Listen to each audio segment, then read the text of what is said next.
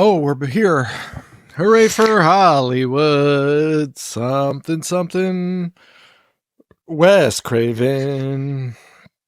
He's making New Nightmare. And then, what does he make after this? When did this come out? Is it? I think he makes. 94. Oh, People Under the Stairs came out first. What does he Scream? Yes. I think. Oh, Vampire in Brooklyn. How could I forget? My mistake. I do want to talk about that because this is like a weird period, I feel like, that Wes is living in. And by the way, everyone, welcome to AugWEst week. Welcome to AugWEst week 2. How are we feeling? I feel we got no real complaints from our last House on the Left episode, which is great. Not yet. I thought we were gonna get attacked. We did not. One time some guy got so mad at us because I put a warning before the fake school shooting in what was that in? Was that in Fall Break or whatever that fucking movie Fall Break? I don't think so. There's not a fake school shooting in that? I don't think so. Oh. So one of those movies in that period, it was a slasher, but it opens with a school shooting that you're like, excuse me? And then it turns out to be a fucking prank, but it's psychotic, and it was in the 80s. Anyway, I think it was still... Yeah, I think it was still like funny at that time. Well, for sure. Like it hadn't been done yet. You're right. So like the prank was classic, a classic prank. A classic. But anyway, there was like a real school shooting that happened like the week prior to our episode. So I put a bumper that was like, hey, FYI, if you're sensitive to this, there's a school shooting in this fucking slasher movie. And someone was mad? Yeah. That's all it was. We didn't even say anything about it. I just was like, hey, if you don't want to, have to hear about a fake school shooting, don't listen to this episode. The guy was so fucking mad. Anyway, Twitter Well, we rocks. probably didn't get any complaints because no one listens to us. So no, that our numbers went up. I actually almost sent you a screenshot. Our numbers have gone up. I did want to tell you something. I've been holding on to this since we last spoke because I wanted to tell you here. I've never told you this before. Okay. And I just remembered it the other day. I was actually on the set of Halloween. Oh, yeah. Throwing the dead leaves around. For those of you not watching the video version, Lexi has her glove, which did we ever make fun of that on the show or with, it might have just been offline with you, me and Joe. No, Leafgate was a topic of the show. But did we talk about his like mannerisms? Yes, absolutely. Okay. But I'm going to be honest with you, wearing it now, I get it. Especially if this one had some weight to it. Yeah, I would be doing the exact same thing. Is Freddy a diva? Yes, especially in this one wearing those leather pants. Whoa! No, Freddy's the biggest diva in this one. Freddy is the biggest diva. And he thinks he had a glow up, and he did not, folks. He sure did not. I'm so excited to talk about this with you. Okay. And this is my birthday choice. One of my faves as a kid. I remember the fucking VHS cover. It was 3D, so you could like touch it, feel his head. It was nice. That's just what you want for your birthday. Right? That's what you're telling me, right? Yes. Okay, good. Check the mail soon. If that's in there, that would be crazy. I was obsessed with that VHS cover. I loved it. And I loved this movie a lot.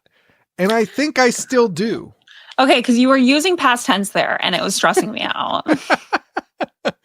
No, it's just, you watch these Freddy movies, and the good ones, you're always like, right on. Yeah, like, I'm fucking with this. And then it just always hits a point where you're like, what the fuck are we doing here, Freddy? Like, what are the powers? Someone is screaming like a fucking banshee upstairs, and I don't know why. Lexi's living a new nightmare. Anywho, where were we? Where were we before somebody was being murdered in your house? Just talking about all the Freddy movies. Oh, yeah. You know, they kind of get a little goofy no matter what. No matter how cool and dark this movie gets, it turns into a fucking cartoon at the end. Boy, does it. And I'm pretty sure Joe and I have covered this movie because we did the whole Nightmare franchise for a serial killer. So I think we've covered this a little bit, but it is so outlandish at the end. The last 15 minutes are one of the most like frenetic. Is that even a real word? Frenetic. It is out of control. I love it. It's fucking crazy. Frenetic, fast and energetic in a rather wild and uncontrolled way. That is exactly this. That is exactly this ending. So I'm going to say something here. Okay. When it comes to the franchise, I'm not like the biggest. I think most of the time I would opt to watch like a Friday the 13th over a random Nightmare movie. Oh, yeah. I mean, your odds of getting one that's more entertaining are definitely higher. And they just get battier and battier. And New Nightmare, let me tell you, do I cry every time I watch it? It's possible. What are you crying about? Wes. Oh. Dearest Nancy. Dearest Nancy, I'm sorry for bringing this monster out of hell to kill you so I could make a movie, but you did it. Good job. Because he acknowledges that he is the reason Freddy's back. Yeah. Yeah. There's a lot of like crazy good bones in this that like, and I still like the movie a lot, but there's like bones in this to make like an exceptional movie, I think. We have it already. This. Correct, yeah. Oh, okay. This is an exceptional movie. Okay, sure. I'll go with that. Says my glove has a hole in the middle of it. Wait, you know what? I got something for today. I just remembered. Ooh. It's right Is it here. a Freddy glove? It's not. But of course, my fucking dog. This is a nightmare. This is our new nightmare. Lexi's got people screaming in the house. I'm not prepared for my bit here. It's going to be a great bit. If everyone just gives me a second. I wonder how all of this plastic opening is going to sound. What? Hold on, please hold. He's unveiling something here. Can't exactly. Oh, what do we have here? Oh, this does not fit. Oh my God, this is strangling me. Let it happen to you. How committed to the bit are you? We are watching on video. All rise. All rise for the honorable Judge Sean. He has put on a magistrate wig. What? I don't know what this neck piece is called. I don't either. An ascot? No. No. Not an ascot. ascot. That is what I want to wear. I'm going to start wearing those. You're going to look so stupid. All right. I'm going to look really good. Here we go. I got a gavel. Fantastic. Dude, this thing around my neck is so tight. I'm actually going to my pass out. Dude, imagine Bloody Disgusting looks at our podcast for the first time and this is what they see.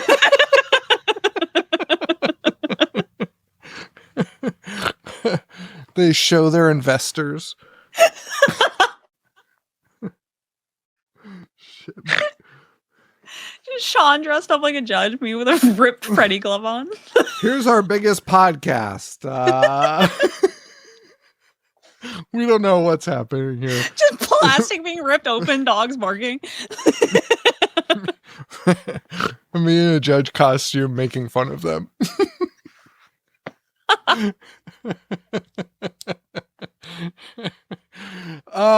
Anyway, Judge Sean presiding here for the trial of New Nightmare. Maybe this is just what the show is now.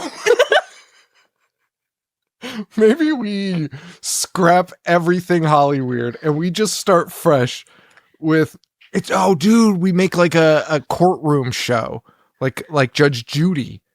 Love But it. it's about movies. Fighting for the movie. We'll be workshopping this later. Right? Yes. Dude, right. Wearing this glove, no, Robert Englund so had a point. No, like we've spent a year making fun of him, but you need to get one of these. You would get it. You would understand. I want a weighted one. Robert Englund is like a 6 foot tall man. He can carry the glove for a little while. Also, he carried the glove for like 25 years, 30 years. I don't even know. Like, you would have built up some type of muscle for that, whatever muscle that is. You would have built that up. I need one. Wait, before we get into this movie, I had this idea. No, you know what? I'll save it for the end because people complain about the fucking the jibber jabber. Let's get into this, and then I'll pitch you this idea I have at the end, unrelated, but it's about the theaters. Anyway. Oh, it's a good idea, though. It's a great idea. Okay, so it's crazy where New Nightmare falls in this timeline. So this is his first movie after People Under the Stairs, which was 91. Which, that movie strikes me as so much older than it is. I mean, 91. Absolutely. But doesn't it? Yeah, it does. Whenever I remember where it is and like where it falls, like this coming out before New Nightmare blows my fucking mind. Yes, I agree with you. And then it's followed up by Vampire in Brooklyn in 95 and Scream in 96. We are doing a full like Remembering Wes episode at the end of August because it's 10 years since his death. I cannot fucking wait to talk about this man's career. Yeah. It's an interesting one. I'll give you that. It's very interesting. So did he wrote Nightmare 3. I mean, we should probably do this on the retrospective, but I was just trying to pull up to see what other affiliation he had. So he only wrote 3, and that's it, besides the original, obviously. Yes. Okay, interesting. And then this movie, everything hurts right now. I have to take this off. I'm going to have to stretch it out. My fucking enormous Irish head and my big fat neck. I'm getting this glove surgically sewn into my hand. That's a good idea. I want it forever. That sounds great. So he's only involved in 1 and 3. And then this. This is not a sequel, though. Nay, nay. It's its own movie. But it can't exist without the first one. Right, which is weird. But I love it. Is he the man that invented the requel? This is an interesting topic, right? Because people love to say that this movie was ahead of its time. This movie was ahead of its time. New Nightmare. Way ahead of its time. Way fucking ahead of its time. Yeah. Yeah. But I also don't know that. Well, I don't know what the reception to this was when it came out. I think in very like recent years, people are really starting to like love it more. But when it came out, it's so totally different from what Freddy became. But it's like, would this movie have even been made had all of the other nightmares not be made? Like if it were just Nightmare in 84 and then New Nightmare in 91. 94? 94. Yeah. You know, it's a weird, it's a sliding doors. It's an amazing sliding doors exercise because he did write 3, which I know people love Nightmare on Elm Street, and I'm not a fan of the franchise in general, but does Dream Warriors have a big following? It does now, right? People fucking go wacky for it. I've never seen a dumber concept or idea in my life. It pisses me off every time when I think about it. And maybe when I watch, no, isn't that when he turns into like Superman? I don't think that's in Dream Warriors. I'm going to be so fucking truthful. I have not done a Nightmare rewatch of the franchise since I was like 15. Do we do it? Oh, God. With all of our time? Yeah, all of our free time. No, it's the Dream Warriors is weird. I haven't seen it probably since we did the serial killer on it, and so it might be like entertaining or whatever. But if that was Wes's idea, he wrote it. Maybe New Nightmare doesn't happen. It's basically what I'm trying to say is like he had other ideas for Nightmare, right? And so it wasn't like this was his big vision the whole time. And then he's like, I finally came back to make the real movie I wanted to make. Well, there are certainly pieces of that. Unless he was just trying to tank the franchise by writing Dream Warriors.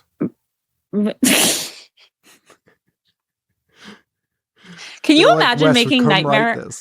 Can you imagine making Nightmare and then releasing the reins to someone and then Freddy's Revenge comes out? Oof. Dude, would be furious. Would be furious. So fucking mad. Would have to make Vampire in Brooklyn about it. $8 million budget, made $19 million in the box office. Not great. Released the same day, Pulp Fiction, who grossed. There's no way. Who grossed $29 million in October, in 2 weeks essentially, whereas New Nightmare grossed 13. Also, fun fact: the original Nightmare on Elm Street came out November 9th, 1984. So this was, in the movie, it takes place on the 10-year anniversary of the original, and it was released just about the same time. Is Wes the reason I am the way I am? I think so. Came in third opening weekend behind Pulp Fiction and The Specialist. The Specialist was on its second week. Yipes. But look at this lineup of movies. This lineup of movies is crazy. For October 14th through the 20th, 1994. You're like, I'm going to go see a movie today. There's no online. I'm going to go see a movie today. I'm going to go to the theater. I'm just going to pick a movie and go see one. And these are your options. Pulp Fiction, The Specialist, New Nightmare, The River Wild. Have you ever seen that movie? No. I was obsessed with that when I was a kid. Kevin Bacon being his ultimate bad boy. Bad boy. Bad bacon, baby. Little Giants. Depending on your age range, I loved that. Fridge. I forget what they called it. Little Giants, Only You, Who Cares? Forrest Gump, Exit to Eden, which I have never seen it, but all I know is that in the trailer, Rosie O'Donnell and Dan Aykroyd are in BDSM outfits, and it's gross. Exit to Eden, Shawshank Redemption.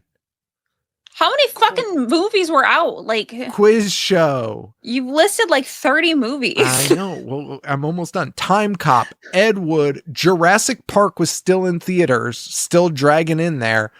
Hoop Dreams and Clerks. What a year for cinema. That's not even a year. That's 2 weeks. What a 2-week period for cinema. Right? Change the way of the world, that time span. We should do a deep dive into 1994 horror, which I think I have talked about before, because I feel like it's like a weird thing. So the week after this, Puppet Masters comes out. I was obsessed. Saw it in theaters with my daddy. I'm too young. The week after that, Mary Shelley's Frankenstein with Bobby De Niro comes out. What the nut was going on in Hollyweird? Then after that, Interview with the Vampire and the Santa Claus hit in theaters in the winter time. Oh my God. The Claus, the Santa Claus. And that's from October to December 1994. That's fucking crazy. That's fucking nuts. We don't get that anymore. I hate being the person that's like, let's go back to the old days. The old days were so much better. This is accurate. They love were pumping out fucking crazy ass movies. Yes, I love being that person because I love to complain. So this movie also a setup for Scream, you think, here? So that's interesting. That's interesting because, like, I mean, kind of, but you almost think that the existence of New Nightmare would then dissuade him from wanting to do Scream. But it doesn't. It doesn't. It doesn't at all. And he is the master of this type of storytelling. This He is. weird, realistic thing that he did that's somehow meta. It's like referencing itself. It's so weird. New Nightmare does not get enough love in like pop culture. I agree. Because what a concept, you know? Yeah. At the time, I mean, I might be mistaken, but this is the first of its kind, right? In horror? In general. Yes. In general, I don't know. But in horror, for sure. Like being this fucking meta. Because maybe in comedies you would have seen it. Like spoofs and satire type movies. Yeah. But in this one, in horror, like I feel like they were I feel like he was breaking a rule. And maybe that's like was part of my appeal to this when I was a kid, was like, it felt like he was breaking all the movie rules. He's referencing himself. He's in it. He's in it looking so handsome. Looking so handsome and tall. Is he a tall man? He is a tall man. He was. Rest in peace. Them bones. He's still got them long bones. You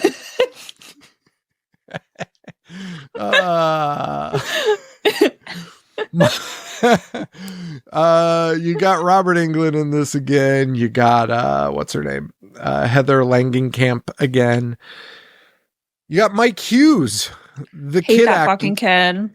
Dude, and apparently the only child actor from like 1989 to 1995, because he was literally, and it's just the most fucking annoying looking kid I've ever seen in my life. But did you like him in this?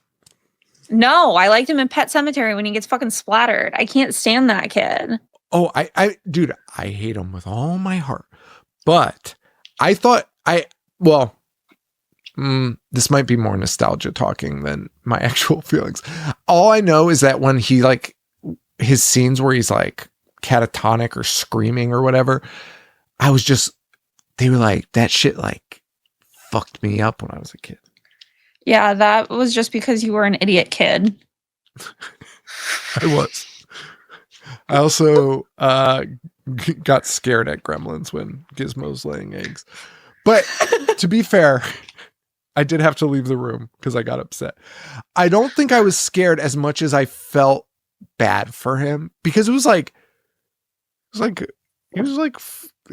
didn't want children. We don't know if he wanted children. And then they pour water on him and he's forced to give birth.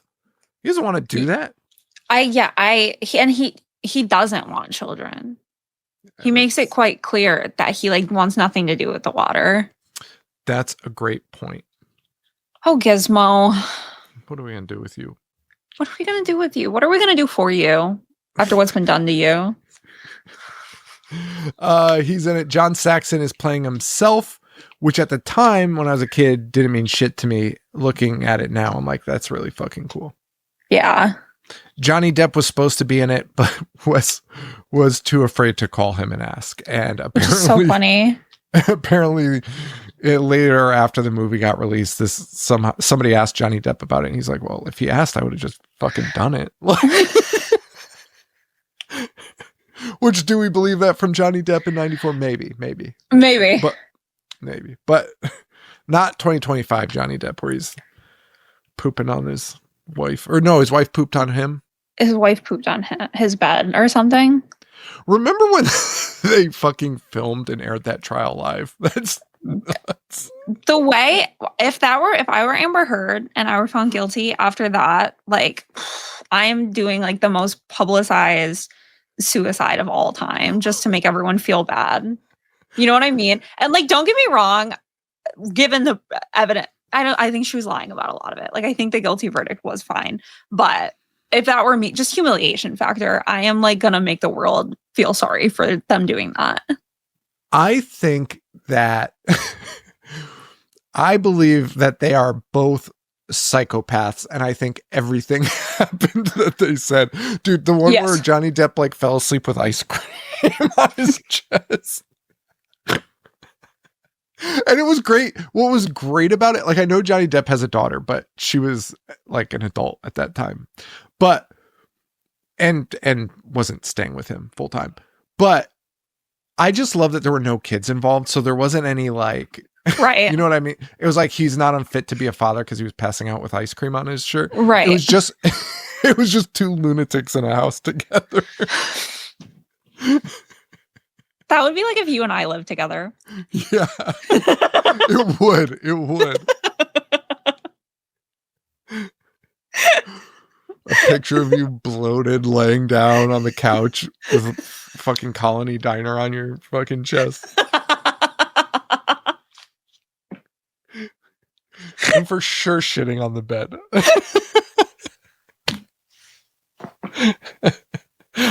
100%. Sean, I sent Sean, dude, we're getting so off topic now. I was like, we're gonna make this episode quick tonight. Because I have relatives upstairs. But if anyone is familiar with Big Daddy Mark, I saw this reel once of someone projecting "It's time to play the game" onto the wall, and someone else walks into the room and it's just projected on the wall and starts fucking blaring. And I sent it to Sean, and I've never wanted to live with anyone more in my life than in that moment, and how much I wanted to live with Sean, because it would just be anarchy all the time.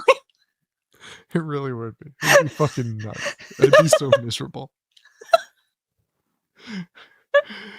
Oh man. Also a big part of this movie is the earthquake in California. This was written before the 1994 Northridge earthquake in Los Angeles. But while they were filming, that occurred, and they were like, hey, you know what would be great? If we use the real footage from this natural disaster. It's genius. There's no way that flies in 2025, right? Absolutely not. Showing that, did people die in that one too? There's no way they didn't, right? 57 people died. Put it in the movie.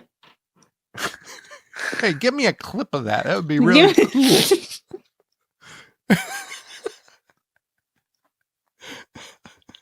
That's crazy. Simpler times. So much simpler. I did find this video. I'm not going to play it though. Anyway, you could go on YouTube and find Freddy Krueger explains that he controls actor Robert Englund. Excuse me? So once Robert puts the makeup on, Freddy takes over. I get it. And by the way, he's doing this interview, which is for a news outlet, in full Freddy makeup. I get it. He also says a weird thing in it. Maybe we should play it, but no. This is about Wes. Yeah, not about that freak Robert Englund. Anyway, YouTube Freddy Krueger explains that he controls actor Robert Englund. It's insane. Yeah, I think he also says he lets Robert lure the female actresses into a false sense of security so he can, and this is a quote, molest them. So I don't know about that video, but slam that gavel down right now. Oh, he's guilty. Order. You're out of here, Robert. Fucking out of here. No, you can't bring the glove to jail.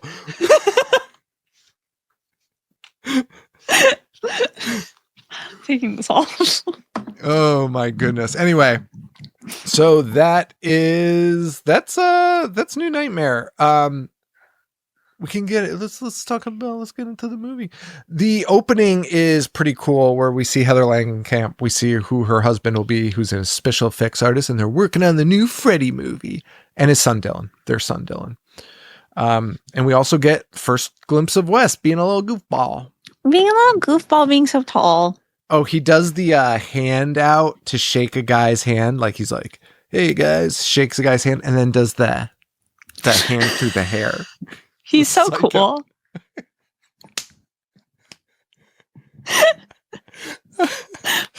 I feel like in 1994, that was actually even like less cool at the time. I'm doing that to you next time I see you. It's a good move. It is. It's always hits. Literally always lands. And if someone did that to me, I'd be so embarrassed. You know what? That I fell for it. Would you be more embarrassed by the slick back hair move, slick back hand, we'll call it the slick back handshake, or the you got something on your shirt and the flick of the nose? Dude, I'd be more embarrassed by the slick back handshake. Because it's like, yeah, not only do you look fucking stupid, but I'm making myself look better while you look dumb. You know what I mean? I do. So much. I don't know if anyone else does, but I do. Oh, boy. Han starts attacking people. It's all this big dream sequence, but we do learn that there's an earthquake, and the upcoming 10th anniversary of Nightmare on Elm Street, and Heather's having some nightmares. On Elm Street. Is Heather Langenkamp a good actress? No, she is not. I agree. Which is a bummer. Because she is in Scout Compton and Danielle Harris's new movie. She's like one of the leads. And they were talking about it on the podcast. And they were like, I can't wait until people see Heather in this. Like, hopefully she starts getting work again when people see how good she is. That's going to happen. I'm really excited for the resurgence. Hey, Scout, somebody would need to see the fucking movie to know she's improved. And has she? She was in Life of Chuck, though. Was she? She had like a brief. It's so weird. In Life of Chuck, she was like the old woman neighbor, which is just weird because I think of her as like Nancy. Yeah, and in this one, she's still pretty young. I didn't realize how young she still was at this point, but I guess it is only 10 years after the original, so I guess it makes sense. But yeah, she might not have even been 30 in this, right? Which is nuts because she's playing like frumpy housewife version of Heather Langenkamp. You know what I mean? She's got like a kid and a husband, and it's like, what the fuck is this? It's very fucking weird. Some great scenes in this, starting with the earthquake that shakes the house and makes the Freddy claws in the wall. Great effect there. And then Heather's husband is killed in a car accident. And after he gets diddled. After Freddy rips that scrotum straight out of there. What do you think the autopsy people would be like? His dick and balls were cut up somehow.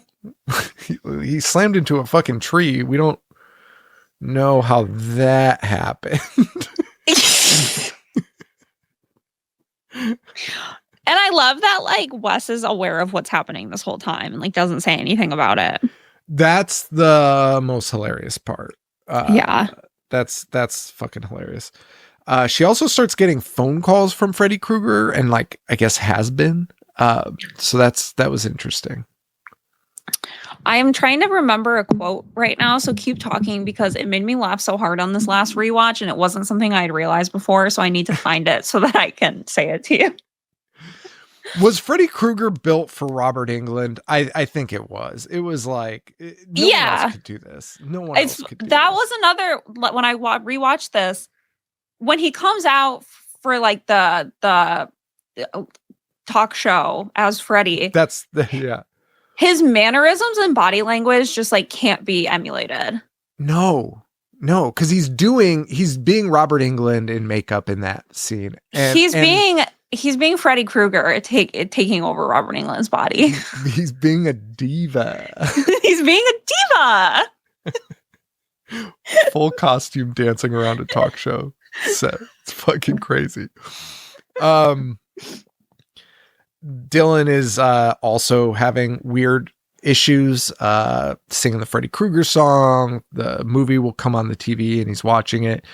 He also puts knives on his fingers and like tries to kill his mom, which is pretty wild. Been there. They end up bringing him to a hospital where they sedate him. Been there. Samesies. And to put him to sleep. Nothing's going to be bad. Nothing bad's going to happen with this, is it? Nope. But Heather's on her way to go see Wes. And Wes is explaining this new movie.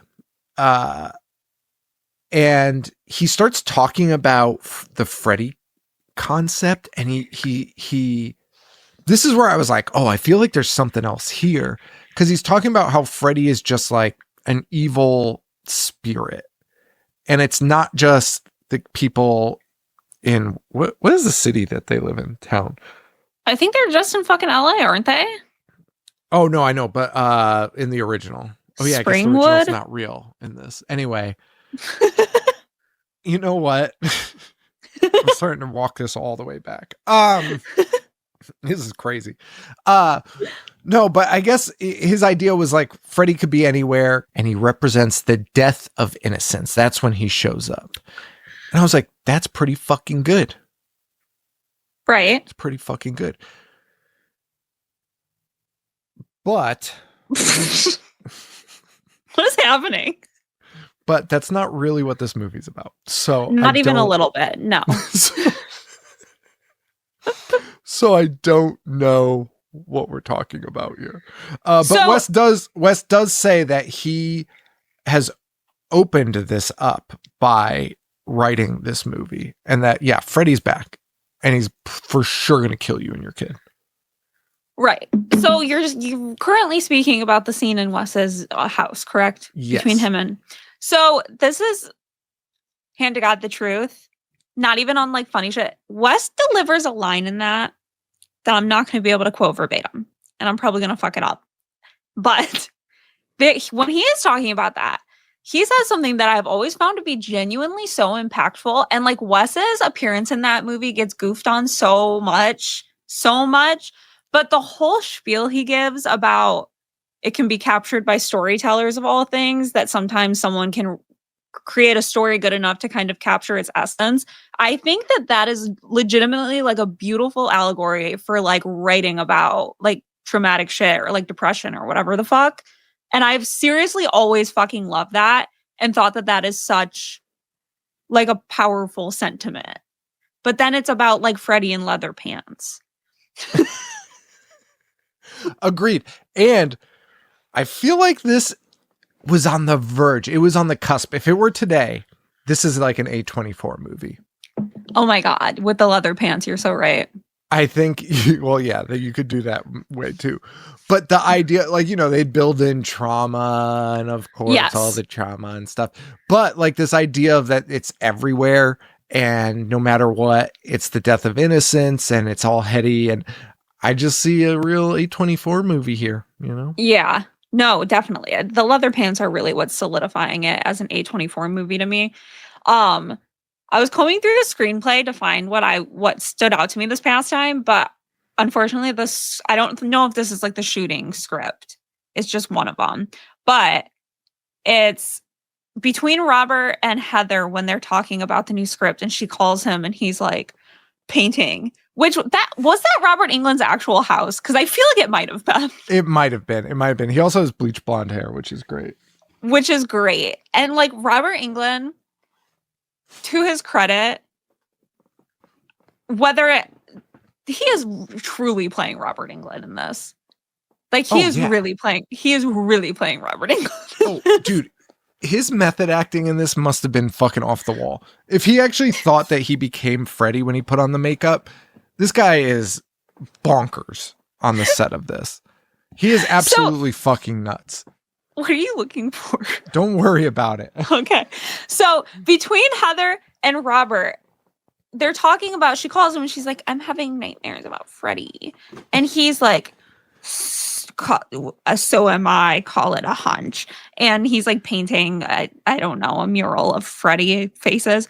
But he says, Wes won't show it until it's finished. That's what he told me, at least. I asked him at the funeral. The way he's writing it is so weird. Who knows? I asked him how far he'd gotten at the funeral and what it was. And what was it he said? Oh, yeah. As far as Dylan trying to reach God. Weird, huh? The idea of Wes Craven saying that to Robert Englund at Heather Langenkamp's husband's funeral made me laugh so fucking hard to picture that like in reality. All of them just at Heather's husband's funeral. And he's like, it's as far as Dylan trying to reach God. It's like, well, what is this guy fucking on about? Like, what is happening? It's so psychotic. It's fucking nuts. I don't know. I think I'm missing a giant chunk of my notes, but that's all right. Wing it, baby. I'm going to have to. So what happens after she leaves Wes? She goes to the hospital to go with, you know what? The middle is kind of a little bit of a drag here where it's basically her. It's Heather Langenkamp just fighting with nurses for like 30 minutes. Do you like this movie really, whether or not other movies have pulled from it since, I mean, it's not necessarily like something only Wes Craven could have thought of, but like in the hospital when the nurse is like, hey, you can't go in there, where's your pass? And Heather gives the screw your pass line. Like normally I hate fan service like that, but in this one it just fucking works. Yeah. Oh yeah. No, like I love it. Well, it was pre-fan service, so I don't even know if they were like, this is fan service, or if Goof-Ass Wes was just like a little Easter egg. It's like the most like known quote. Yeah. I think they'll get it, Wes. But I love it. I do love it. It's so fucking fun. Oh my God. Anyway, so we get our first look at Freddy in the hospital when she goes to, she's racing back to Dylan. I did not remember this looking the way it does. This is like a full mask. Whereas I feel like the old Freddy definitely felt more like painted on. The prosthetics. Freddy design in this is fucking crazy. Yeah, is it good? I don't know how to answer that. At first you're like, oh, but then I'm like, oh. I get that. I do. The leather pants are just where I get lost each time. It was the 90s. It was. But what's so alarming is that, like, across the board, Wes is like, this is what I wanted for Freddy. Like, New Nightmare Freddy is what I originally envisioned as Freddy Krueger, which is so fucking crazy. Yeah. No, for sure. And he's got like a bright purple jacket and the bright green hat. He looks like the Joker. It's so fucking weird. It's so fucking weird. But whatever. Whatever, Wes. You do you. It was you fun. You do. Yeah. But classic Freddy just taking the babysitter to task, just dragging her ass around that room. Like he loves doing that. Like it's nothing. Oh, and also in front of Dylan, and like purposefully in front of Dylan, which is like really when you like think about it, like sometimes I feel like we're desensitized to movies. But like, imagine a killer being like, watch me cut up your babysitter and drag her all over this room, little boy. Well, like, that's deranged. I mean, Freddy was for sure like diddling children in the basement of an elementary school. Oh, that's true. So like, which is worse, you know? Well, I think we know. Right. So like, chop up the sitter. Like, if that's what you got to do to get your fix, then just chop up the sitter. Yeah. And people witness this. They don't see Freddy. They just see the body, of course. And then next thing we know, Heather's in there and Dylan's gone. He has run away.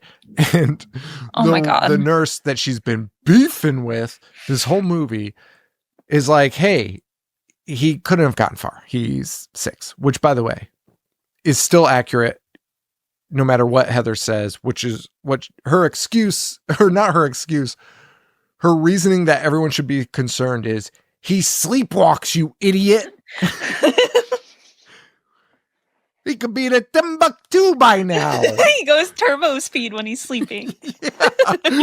Hey, Heather, he's still 6 years old with 3-inch legs. He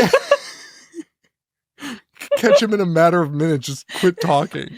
Go grab him. But no, that's that. But she goes to chase him, but she calls Mr. Saxon. This is where it gets real fucking goofy. Yeah. This is where it just goes off the rails. She's like, hey, can you come help me find Dylan? And he's like, yeah, sure, whatever. And she finds Dylan crossing the freeway. A lot of green screen. Glossing over this so flippantly is so fucking crazy to me, because it's like the green screen is fucking insane. The 1,000 Freddys coming up the hill is fucking insane. This was my next note. Don't worry, I wasn't gonna gloss over it. You're talking about the Freddy Krueger the size of the moon. Yes. Okay. That could literally just wipe out humanity if he wanted to right now. Just slap the earth. Dude, it's so fucking insane. Where it's like, Wes, there was no way to make that look good. Like, you're trying to write a serious nightmare movie. Take it out of the script.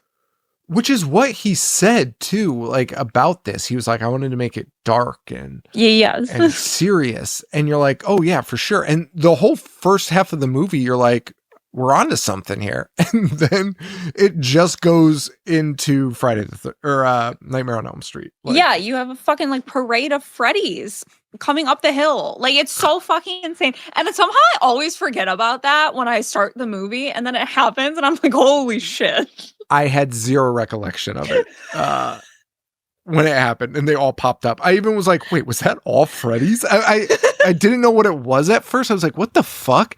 It's Freddy's. It's Freddy doing the Eminem VMAs performance with all of his mini-me's marching around. Fucking army of Freddy's. And when you start doing shit like that, that's just when you're like, hey, he can do anything. Why is he like having a fist fight with Heather Langenkamp in hell? Like, yeah, just smash her head, turn into a giant and smash her head. Right. Yeah. Like, you can't put this shit in there and expect us to be like, yeah, for sure. I'm very curious, what do you think of Wes's performance in New Nightmare? It's very bad. Like, why is everyone saying that? Because he's just talking. He's just like, and by the way, maybe it's the best performance ever because he's just being him. It is the best performance of all time. And maybe that's the case. Wes Craven is your favorite actor. You should just start saying that to people. I'm 100% going to. For his like fucking 10-year anniversary death post, I'm going to be like, rest in peace to my favorite actor. My favorite actor. Oh, man. Where was I? Oh, yeah. The moon hanging Dylan over traffic. Anyway, they somehow escape this, and Dylan continues to run. They meet at the house. John's there, and he keeps calling her Nancy, and she's like, why are you calling me Nancy, John? And he's like, why are you calling me John? And then he turns, and he's in his outfit from the original with his little police badge and all.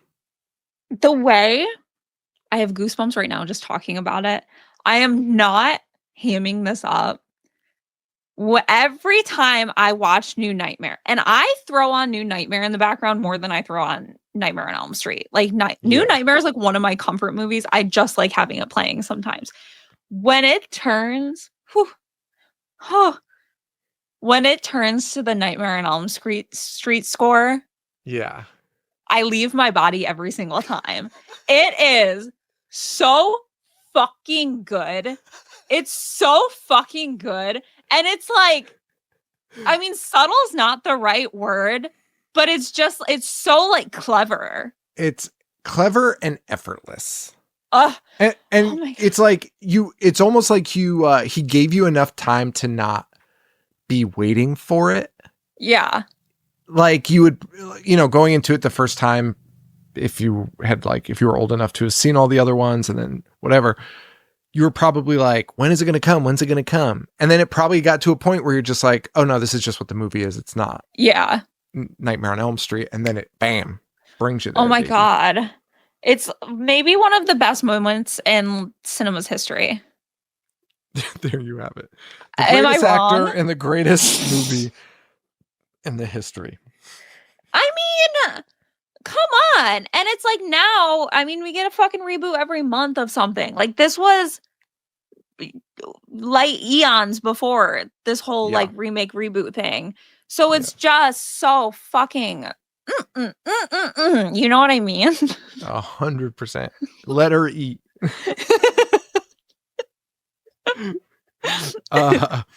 You know what else would have worked with the A24 thing too is like Heather, and again, they could have like leaned into this a little more, but they didn't, which was like the concept of Heather going crazy and projecting this all on her son. Yeah. Like they hit that for sure, but like you could see that being like the plot of this also could have been like Heather fucking up her kid because she thinks Freddy's real. Yeah.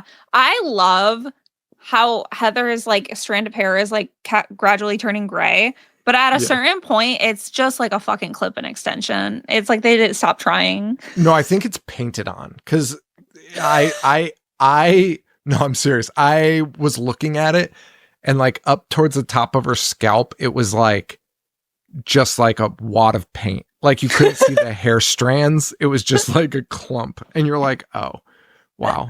Good job. Maybe we cut a little bit out of the CGI budget to get some spray on. Oh my God, there was no fucking money left for like a single clip-on extension. Just throw some of this white paint in there and it'll look fine. No one's gonna care. But yeah, so it's turned into this she's in her dream and she's reliving Nightmare on Elm Street here. We also get a Freddy Nosferatu shadow. The shadow with the finger out, gliding across the floor. How bonkers do you think Robert Englund went when he read that in the fucking script and was like, oh my God, I get to do the Nosferatu thing? Like, rock fucking hard. You're fucking walking around with a fucking diamond cutter, baby. Do you think he talks? Oh, what? I was just gonna say, I feel like I don't see Robert talking about New Nightmare ever, and it really seems like something he would. I know. Maybe we can entice him, be like, hey, we're gonna be the first people that really want to talk to you. By the way, somebody's gonna send us like 18 interviews. I know. Because the guy won't shut up. But imagine they didn't, and we message him and we're like, hey, buddy, we want just New Nightmare. I don't want to hear anything else out of your fucking mouth. Order. I wouldn't be surprised if the script for Robert was just like, Robert says whatever the fuck he says. Well, so that's an interesting thought because what we learned in Last House on the Left is that Wes was like, I'm going hands off. Yeah. And he was like, just do whatever the fuck you guys want to do, which is crazy. I don't know if that's even directing at that point. But regardless, he just lets these guys run loose. And I was thinking about that when I was watching this because I was like, I 100% think him and Robert loved each other so much because Robert was hamming it up and Robert was like, you're giving me creative freedom. Oh my God. Wes, stand back. You got a star, baby. And Wes was probably like, thank God I don't have to talk to anyone. Robert's just going to do this on his own. I don't have to give him any direction. No, because like from every interview I've seen of Robert's lines in this movie playing himself, you can't recreate the way Robert speaks. No. Like there's no way Wes was able to like write that. No, I agree completely. And it shows. And I 100% had the exact same thought as I was watching it. And then I was like, could he have written it in his contract that he like kept the creative freedom for his lines in the other sequels and stuff? I was like trying to figure out how, because Wes wasn't involved in those. Because my first thought was like, oh yeah, this is because Wes is like, yeah, just do whatever, Rob. Like, I don't give a shit. And Rob was like, it's Freddy to you. Like, sure, man. I don't know. Whatever. Just go do the fucking scene. Keep it under 6 minutes, please.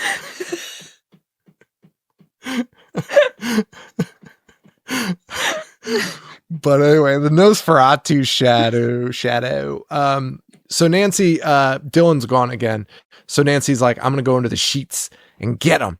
And she is transported to hell, spit out of a giant Freddy Krueger mouth. Dude.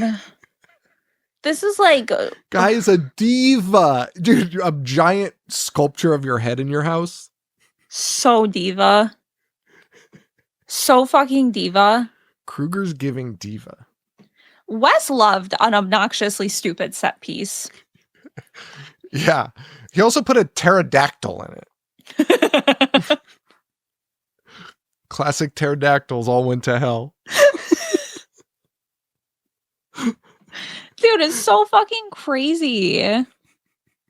It's so crazy. Yeah. It is. It is. It's fucking nuts. Anyway, Heather finds a script in hell. I don't know if that has anything to do with anything. She also shoves an eel into this supernatural being's eye, who's like, ah! And, like, falls backwards. Well, right. And so in this scene, evil Freddy Krueger just kind of becomes Freddy Krueger again. That's from here on out, it gets so insane that like it's a totally different movie. And maybe Wes's big thing was like, hey, we're going to start out real and then we're going to go into Freddy's world, which is the movies.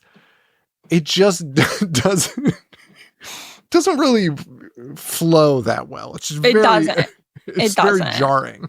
It is. That is a good word for this. Because she shoves an eel in his eye and he's like, ow! And then she fucking punches him and like takes him out. He's a demon. Turn into the size of a planet. And what does fucking the idiot kid do to him? He just like hits him with something. Oh, no. That's okay. We'll get to that because that is one of the funniest scenes. Also, there's a weird Hansel and Gretel thing going on here suddenly. That they did not like. Like you could have had Dylan talk about this like at any point in the movie, but suddenly Freddy is being like gingerbread man and leave a trail of crumbs, and you're like, what? Which again, he's going off book. He's not.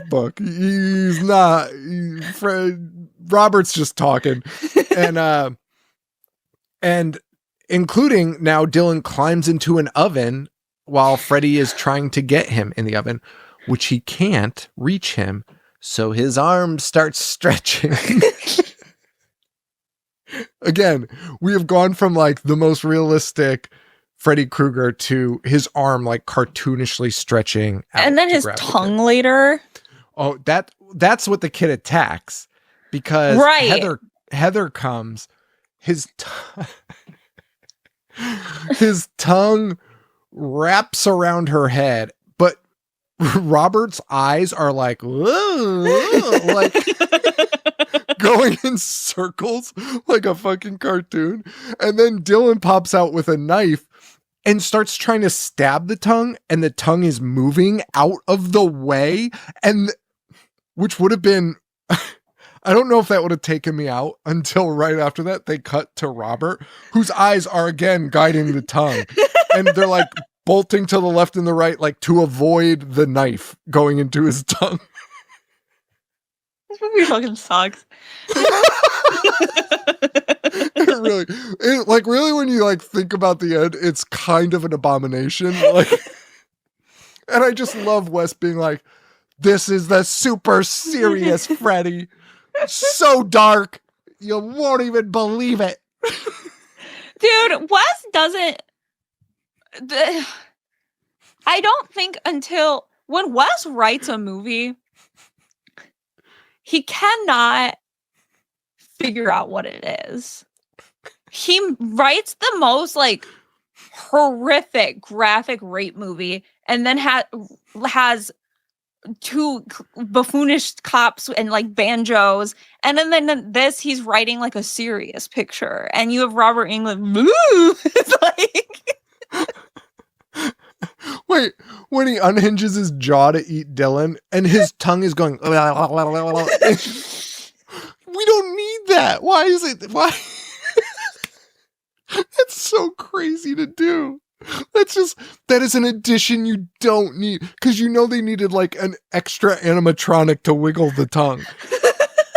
And they were probably like, hey, we could save like 30 grand if we don't make the tongue wiggle. And Wes was like, gotta have it.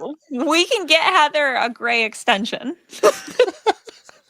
Wes, I urge you to not use the tongue wiggle. I love that the sleeping pills she like is eating as to get to Dylan are like those, what the fuck were they called? They were those pills that you would put in water and they would turn into like dinosaurs. I thought you were talking about Alka-Seltzer. No, yes, those pills, yes. Like, that's what they are. They're not, just fucking put an ibuprofen on the ground. Fucking insane.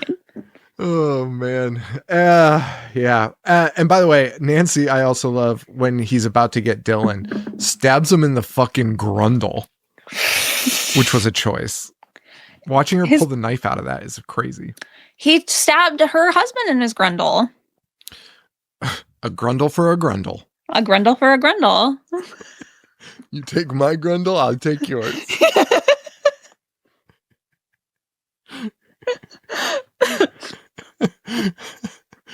Oh man. Also Freddy, after Dylan stabs his tongue, yeah, he now has a forked tongue. Like, you're a demon. Heal it. Which they use to reveal also that because they crank up the flames, they lock him in again, Hansel and Gretel, burn him alive, and he turns into the devil before dying. So not only did Heather and little Dylan here defeat Freddy Krueger, apparently there's no more devil, which is pretty sick. This movie fucking sucks. And then at the end, they wake up. Those two little sleepyheads wake up, and she finds a script in her hand. And she reads it, and there's a handwritten note. Heather, thanks for having the guts to play Let Nancy one last time. At last, Freddy. Huzzah!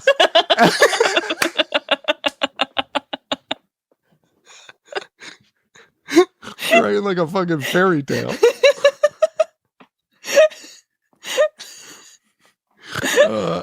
At last, Freddy's back where he belongs. Regards, Wes.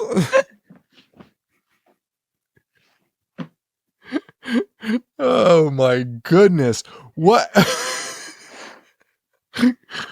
Like, what? Also, I love that Wes is just constantly aware that he has risen a demon from hell. Didn't tell her to begin with. And then after she survives, which he's probably unsure whether she survived or not, so probably just left it in the room. Was like, well, if she lived, she's really going to like this. And definitely not going to follow up with a phone call to make sure she's okay. Dude, it's fucking nuts. This movie's bad. But it's so good. It's maybe the best movie ever made. With the best actor. With the best actor. Oh my New goodness. nightmare, folks. New nightmare. Next week we have Cursed. We have Cursed. And that's it, everyone. Patreon.com/IHateHorror. Doing some fun stuff there. New stickers coming soon. Instagram at IHateHorror. Are we doing a giveaway or what? Yeah, I've been blowing it. It'll be up this week. All right. So check that out. Instagram at IHateHorror. Yeah, stay tuned. We got some fun stuff coming up. Might be in Chicago. Watching a movie together. Might be in Chicago, might be in Los Angeles. It's all coming together, baby. It's all coming together. Might be planning a coup. A coup is in the works for sure. A coup is in the works. Hope you guys filled out those surveys. Didn't he say to bring it up like on 2 different episodes? Oh, he did? No, I feel like you just want me to read it again. I know, I'm being so fucking serious. I really think that he did. Hold on. God damn it. I really think that he did. I have to look now. Favor request. Oh my God, I have to pull it up.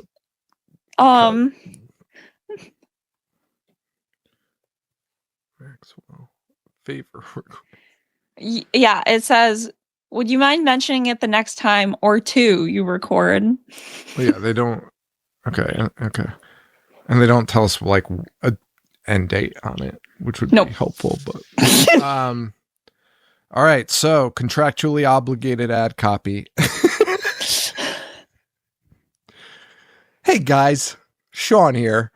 If you have a moment, please take our listener survey so we can learn what you like, what you don't like, and what you're listening to. You can find the survey at... I'm not even trying to make this a bit... Just saying the shortened URL thing just annoys me to no end. Well, you're speaking like a newsie for some reason.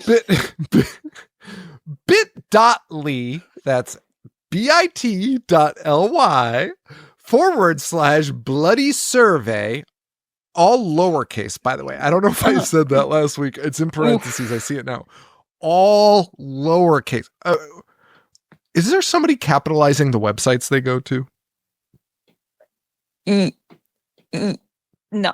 If you do, send a DM to Joe. Let him know that you capitalize. I bet you Megaris does, actually.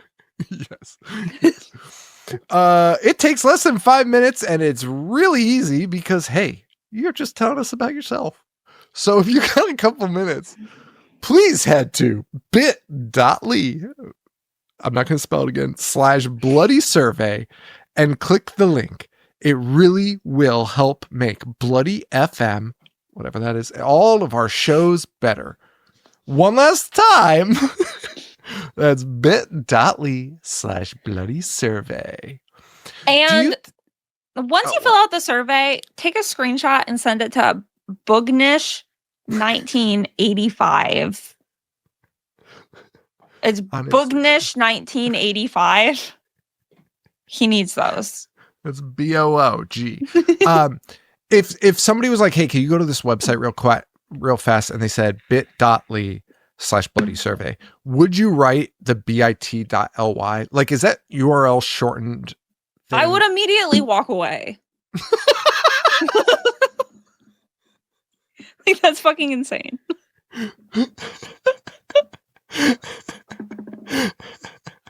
Oh shit. Oh, it's funny as hell, man. Wait, I'm just gonna check something real quick. Whoa, what is this? Get out of here. What the world? I just want to go to GoDaddy, baby. If it's still up next week, we should take the survey. Yeah, I'm not gonna do that. No, like on while we're recording. Hey, fun fact. I could buy bloodysurvey.com for 1 penny.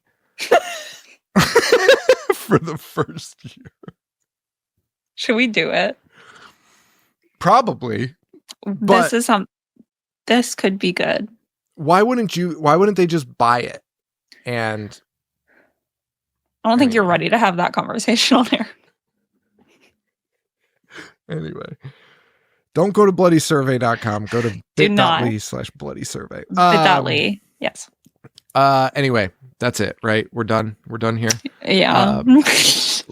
Lexi has to go watch another great method actor. Not Robert Englund. Not Wes Craven. So what's the point? The schmuck Daniel Day-Lewis couldn't act his way out of a paper bag. So what's the fucking point? I don't want to watch that. What is the point? Just put in another nightmare. I'm just gonna put a new nightmare again. Do it. That's it, everyone. Thank you all so much. Thanks to Lexi. Oh, I remember what I was gonna do. Shit. What was our new ending? We're just gonna keep tagging on endings, sign-offs. Oh, guys. Thanks for having the guts to play Nancy one last time. Get your freak off. Get your freak on. And for Lexi, this is Sean. Stay Hollyweird, baby. Just keep going until it's like 15-minute long ending. Bit.ly.